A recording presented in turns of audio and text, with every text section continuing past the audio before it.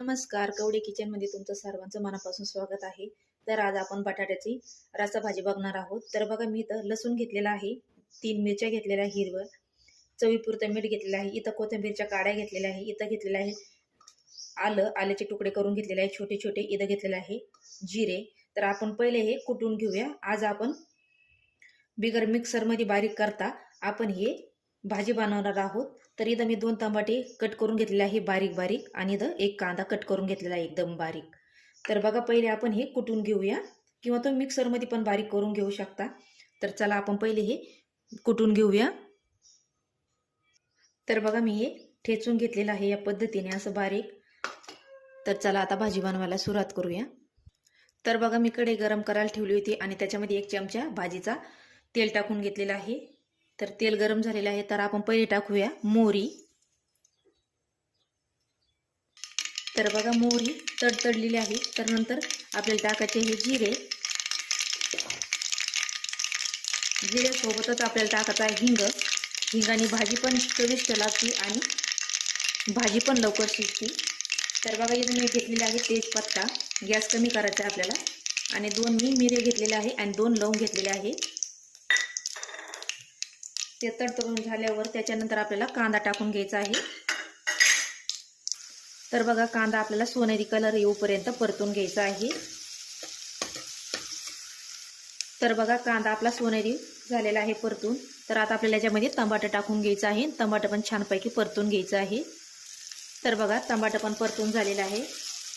टमाट्यामध्ये जे पाणी असतं किंवा कांद्यामध्ये जे पाणी असतं त्याच्यामधलंच, तर ते एकदम सुंदर असं परतून झालेलं आहे.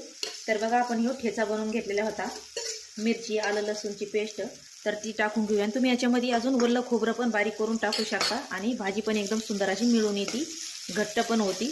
तर आता हा मसाला पण याच्यामध्ये छानपैकी असा परतून घ्यायचा आहे. तर बघा, हा मसाला परतून झालेला आहे. तर बघा, इथं मी घेतलेला आहे लाल तिखट घेतलेला आहे 1 चमचा, इथं घेतलेला आहे गरम काळा मसाला 3 चमचे, इथं घेतलेले 1 चमचा हळद, आणि इथं घेतलेला आहे मटन मसाला 3 चमचे. तर तुम्ही जो मसाला असेल तो टाकू शकता. आणि याच्यामध्ये धने पावडर पण असती गरम मसाल्यामध्ये, तर ती पण आहे धने पावडर याच्यामध्ये. तर आता ही टाकून घेऊया आणि हा सुंदर असा परतून घेऊया. तर बघा, मसाला परतून झालेला आहे. तर याच्यामध्ये आपण थोडासा 1 चमचा गरम पाणी टाकून घेऊया.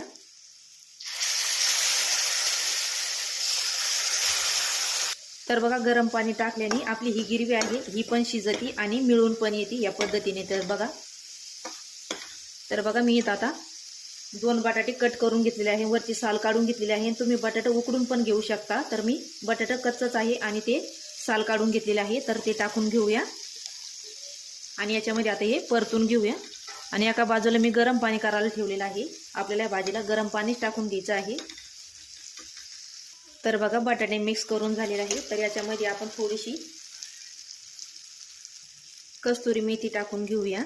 असली तर टाका, नसली तर नाही टाकली तरी पण चालेल. तर बघा, साईडला मी पाणी उकळायला ठेवलेलं होतं, तर ते गरम पण झालेलं आहे. तर ते आता आपण याच्यामध्ये टाकून घेऊया. तर बघा, मी पाणी टाकून घेतलेलं आहे. गरम पाणी टाकल्यामुळे याला लगेच उकळी आलेली आहे. तर याच्यामध्ये थोडीशी कोथिंबीर टाकून घेऊया. आणि आता ही भाजी आपण झाकण ठेवून शिजून घेऊया कमी गॅसवरती.